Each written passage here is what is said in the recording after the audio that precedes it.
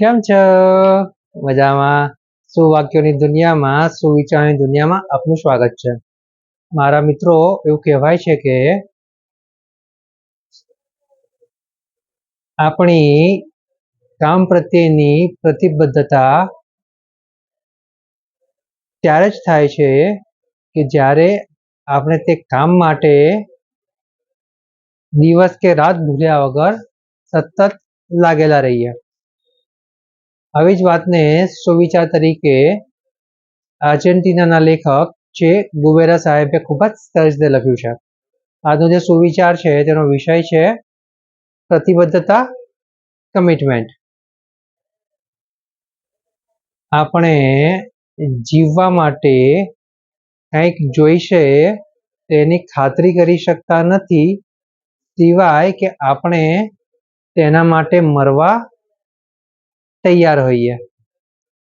મારા મિત્રો, વાત ખૂબ જ ગંભીર છે, ખૂબ જ ઊંડી છે અને એટલી જ મહત્વની છે. આપણે આપણા જીવનમાં એવા લક્ષ્યો બનાવવા જોઈએ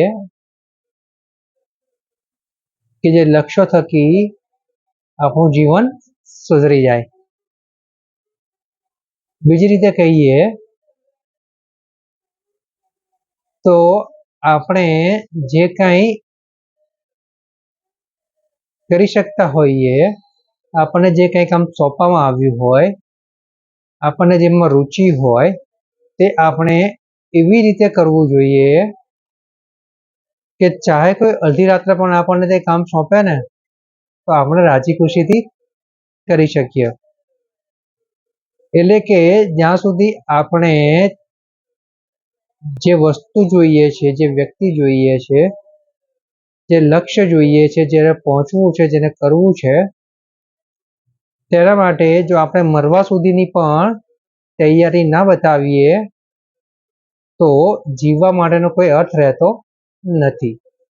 એટલે કે જીવવા માટે શું હોઈ શકે તેની ખાતરી નથી હોતી, પરંતુ આપણે અમુક લક્ષ્યો એવા બનાવવા જોઈએ કે જે આપણે મરતા હોઈશું ને તો પણ કરીશું.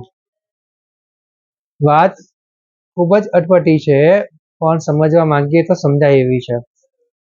એટલે વાત એક જ છે કે આપણે આપણી જાતને એવી રીતે પ્રતિબદ્ધ કરવી જોઈએ, એવી રીતે કમિટ કરવી જોઈએ કે આપણને સોંપેલું કામ આપણે એવી રીતે કરવાનું છે કે ચાહે કંઈ પણ થઈ જાય હું તો કરીને જ રહીશ.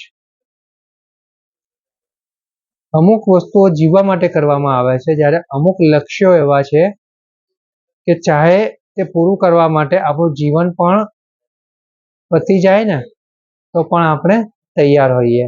આને જ પ્રતિબદ્ધતા કહેવાય, આને જ કમિટમેન્ટ કહેવાય.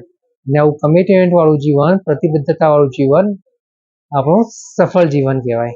Thank you.